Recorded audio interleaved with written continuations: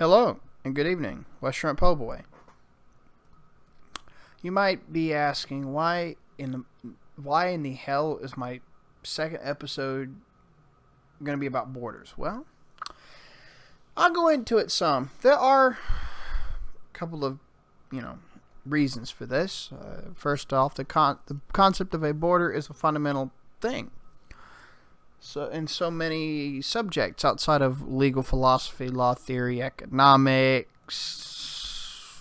politics, political sciences, of the totality of these, and many other subjects that bridge into them, that when they were collectively known as the the social science of political economy back in the day.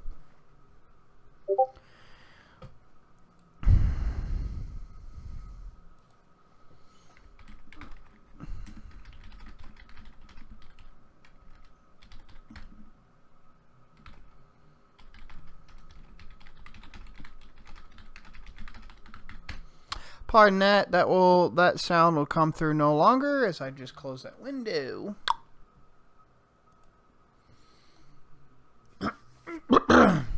Anyway, for instance, mental barriers between yourself and another individual. Barriers making a moat around your house. Hypothetically here.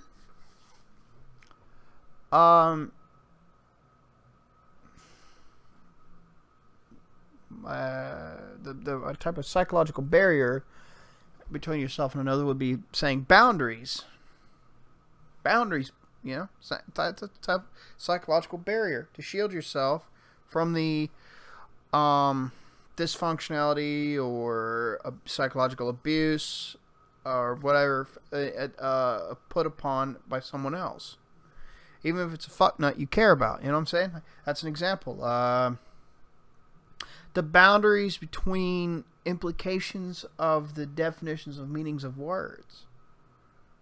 You're setting up a sort of a semantic boundary of between, Really think about it. There's boundaries in all sorts of things, and those boundaries are pretty much borders. So they're all borders. Boundaries, borders, they're synonyms in these cases. In more ways than you think.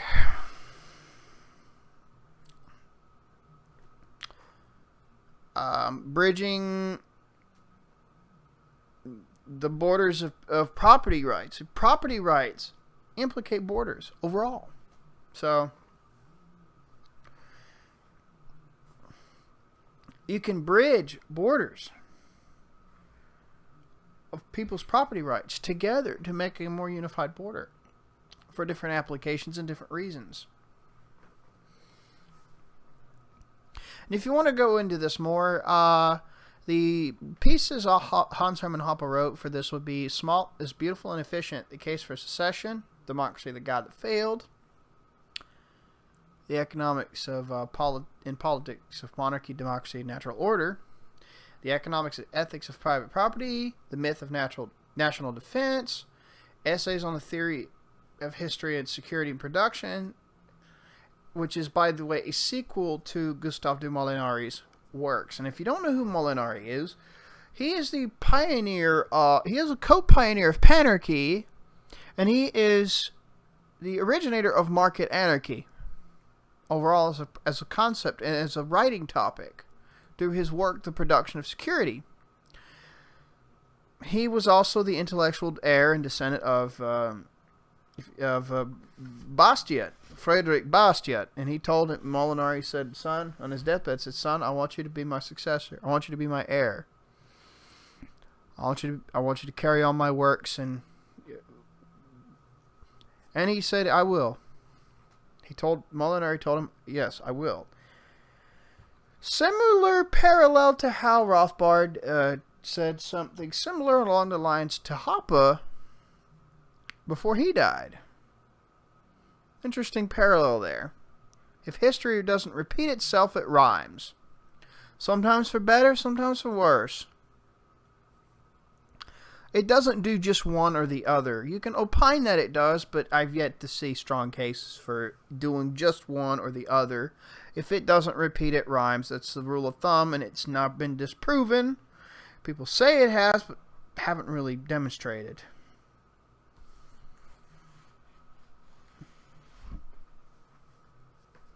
So, now when it comes to the works of Hoppe that are directly in your face about the borders discussion are The Libertarian Case for Free Trade and Restricted Immigration, What Must Be Done, and the varying parts of democracy, The God That Failed, that talk about immigration and whatnot, and borders and whatnot, and also go into private property and some of the interconnectedness of how these two aren't necessarily so exclusive. Now, when it comes to the states and practically everywhere in the world, because common law should not have been a Anglo-Saxon-centric or Anglo-centric phenomena, because varying precursors to it came up from many ethnicities and cultures multiple times throughout fucking history.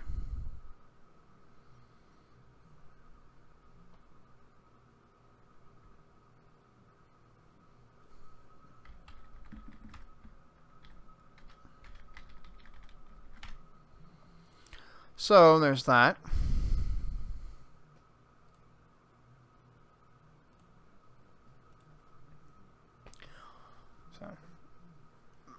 I've talked about this with people in the past. The common law, as we've known it for practically nearly 900 years.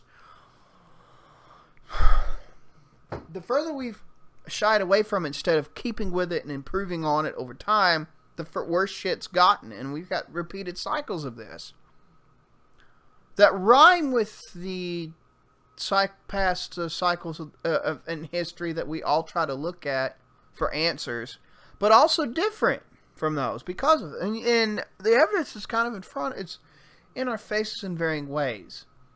That's why a lot of libertarians do can you see shit tests in ways you just don't realize. Some of you might not catch on. A lot of you might not catch on. Some of us do. Some of us don't quite do it immediately, but when we do, it just hits us like a club to the head.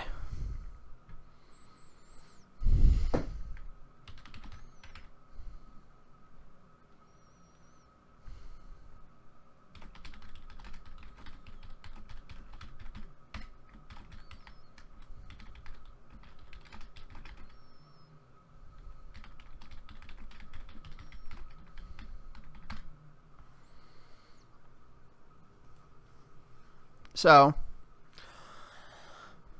expanding on common law, so expanding on bringing common law, modernizing, expanding on it, and making it adaptable to people's various customs, cultures, and ways of life as a baseline for them to mold it to their liking, their interests, and that would be step one, and then it would lead to this, the Hoppean take of solving the borders problem, or maybe the half-ass Hoppean take for minarchists that can give minarchists something to think, okay, that's not bad. If they're willing to be honest with themselves in their minarchy. So, let's get into that. It would probably be to surrender government borders to absolute private property rights and use all forms of protection, such as your bearing arms, funding PMCs, forming militias, communally funding stuff, Fed military for the minarchists. I'm leaving you in here too. State military, private security, coppers, sheriffs, state police, state troopers, National Guard, and so on and so forth to defend those private property linkage-derived borders. This would fix a lot of the vast majority of the issues, because on one hand you can't forcibly cross over, but at the same time all you have to do is send out requests for an invitation to immigrate into what country, say the States. If you're vetted properly, you can pay for your ability to start the naturalization process for yourself and your family, as long as you could see to the original intentions of the American experiment. Or another example, The Japanese. This would help the Japanese in their population problems a fuck ton. And if they actually were laissez-faire and abolished the central bank of Japan, that would stop their zombie pseudo-economy and made it into a real market economy again, and still kept their socially conservative values for the most part, just relaxed on that work culture. Anyways, I got a whole channel that'll explain a lot of this, so I want you to check that channel out.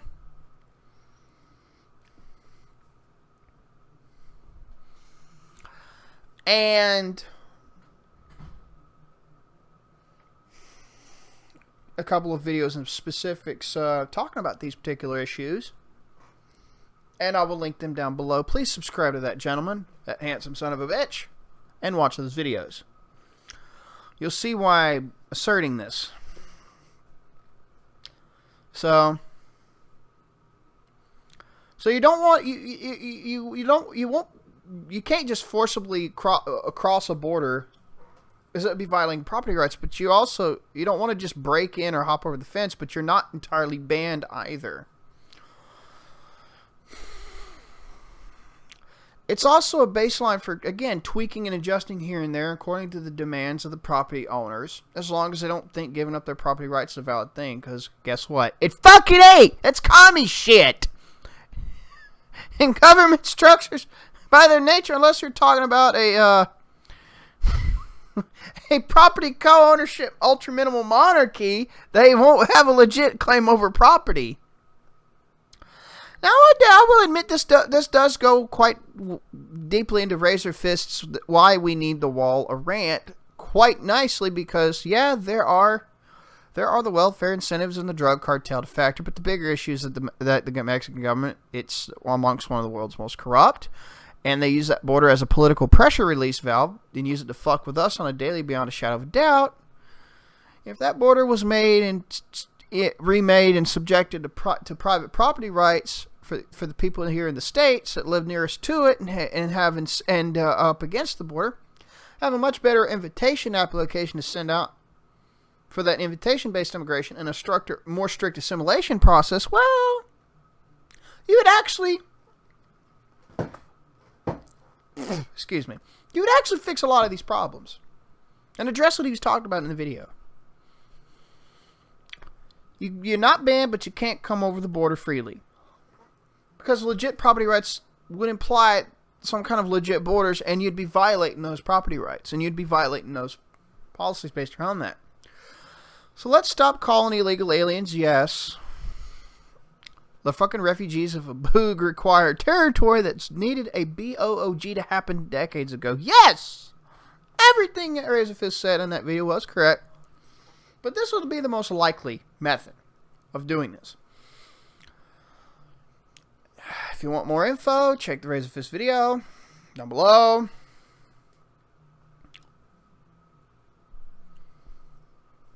And the videos on these particular issues about Japan. Here are the Hoppe documents down below, in particular about this subject. And then I got a couple of last things to go into. Anyone who claims Hoppe advocates and Hoppe himself want to expand the state in what must be done is a liar, a fraud, a piece of shit, and almost deserves everything bad to happen for them for their immense lying, because that is a slippery slope into justifying towards fucking evil, and anyone who disagrees and swears that private property requires a government could suck an AIDS-infested dong and die from it. Every leftist that claims this is part of the problem, because if it were remotely true, why does the state and its corporate structures fuck with private property all the fucking time? Oh, you don't have an answer. Go cope, seethe, and maul and cry somewhere, bitch. Let's just say I got a shit list of multiple motherfuckers that have already claimed this nonsense when they were debated, and they did not fucking budge, because dishonest fucktards are gonna dishonest fucktard. Last thing. I adore the hell out of Laissez-faire as a mind, a content creator, and an individual in the most platonic fashion that no queer shit would happen.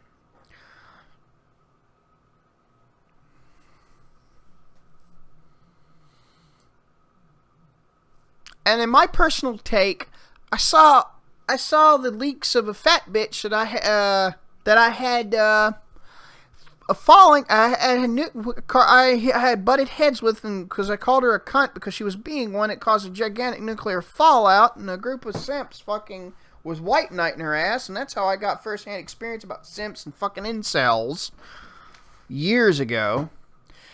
And the nuclear bombardment fallout from that. That's why I deleted my first YouTube channel.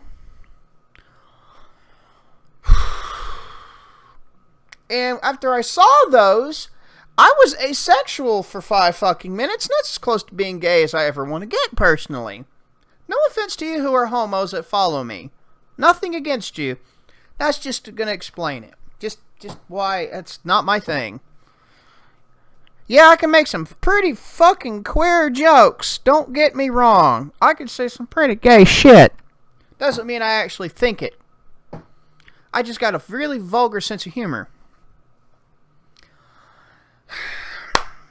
Yes, just emphasizing how much of I respect the guy, going into a minor tangent about why I say this in the most platonic fashion, and giving an example of how fucking close to being as gay as I ever want to get, being that! All this being said, he does have some takes that are pretty fucking objectively false and are nuclear. In the worst way. We're talking... In Chernobyl, if Michael Kiryat didn't intervene and help people like he did with his supplementation to help people detox radiation from their bodies. And I have a whole booklet on that, and I will link that as well for the Michael Kiryat referencing. We're talking, if he didn't intervene on that, the after effects of Chernobyl type nuclear. For a first example of the video, The Communist Roots of Cancel Culture, when he said, author Howard Fast, who famously penned the think piece, Why the Fifth Amendment, to explain the utility of not incriminating yourself by inciting the Constitution, sadly, a scree that has also been taken up by many a libertarian in the intervening years. Is Razor saying exactly what I've explained to others in DMs and varying discords I'm in when I pointed this out, when I said this, because people need to fucking accept that he's a fucking twat here. He's claiming that libertarians are citing the Constitution to cover their asses like commies. That is what you call a blatant fucking lie. Okay? It's a fucking lie. Go cope with don't go falsely assert my Henlon's razor as a giant cope somewhere else, bitch. Or take your medicine.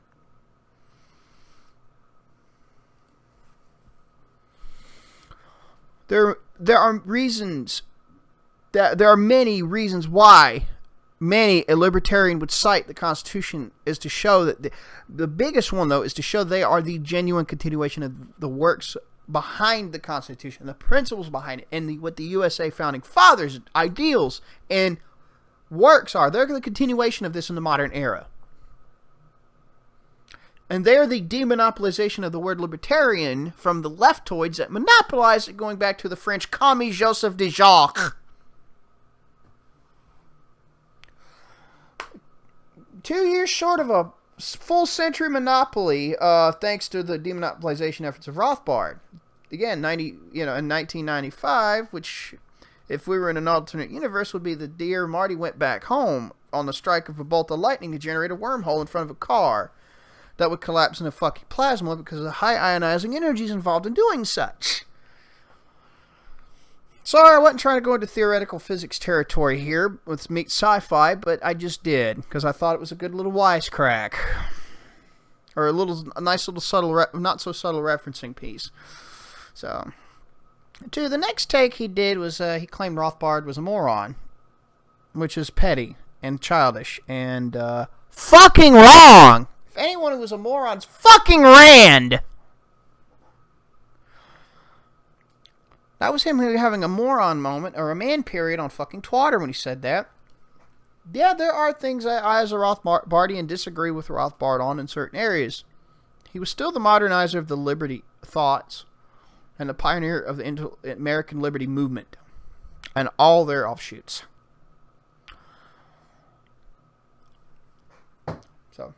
Number 3 was the new take he made on intellectual property. Sorry. That video was a lot of shitting out the mouth. Why? I'll fucking tell you.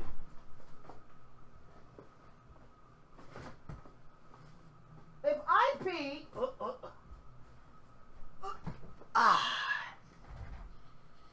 If IP is a real fucking thing... It isn't. It's fucking... It's a contradiction. If I can own ideas... If you can own an idea as a property... And someone else knows your idea... Can they themselves be subject to being owned as property? If you say no, you're an immediate hypocrite. If you say yes, then you're not a hypocrite down the road because you can justify slavery down this. It's a very simple thought experiment. May I suggest this fucking book? This can refute the arbitrary cherry picking of statistics that he used to quote unquote justify his pro-IP stance like a retard, and nuclear bombard this 1,000 times. Using even statistics about how IP is fucking done the opposite of what it claims to fucking do. Throughout history, with only a few exceptions to the rule, proving the rule is even more true.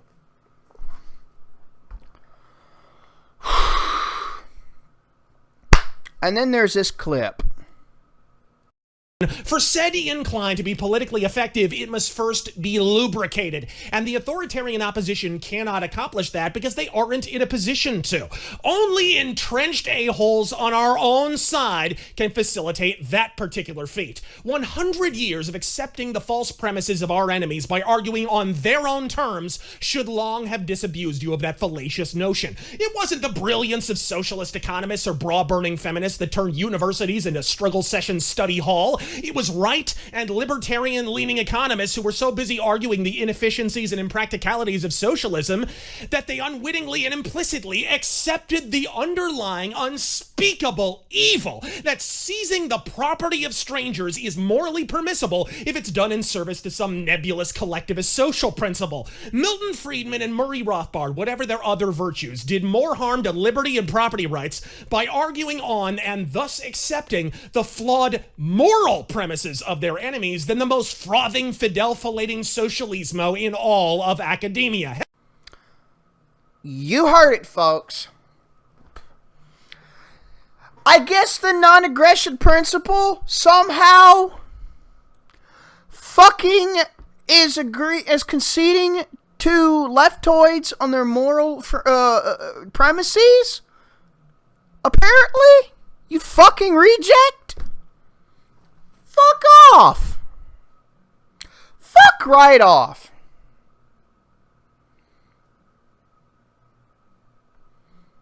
This is just dishonest fucktardery at its finest. This is straight up what this is. It's dishonesty and fucktardery at its fucking finest.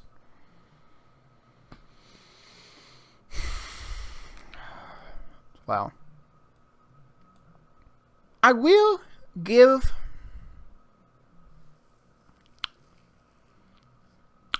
Razor Fist a grain of truth here.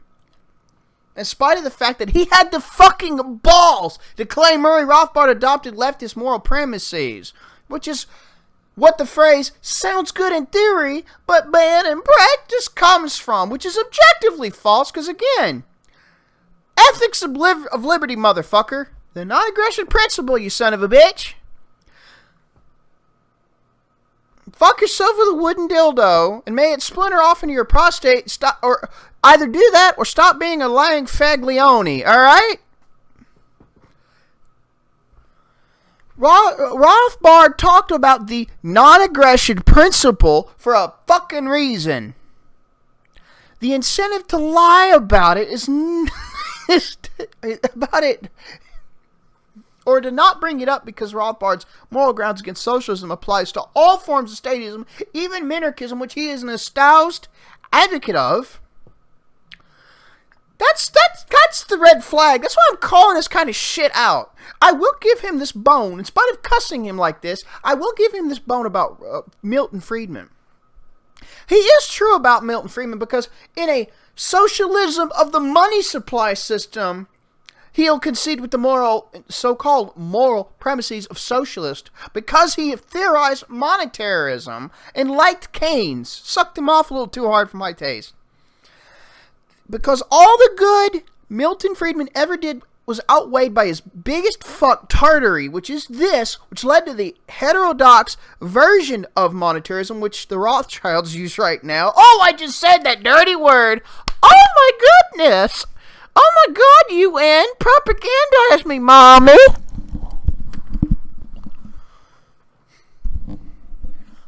Oh, are you serious? Cannot. It is not ever going to be outweighed by this fucking massive fuck tartar, and it's called MMT, Modern Monetary Theory. Fuck me. Fuck me.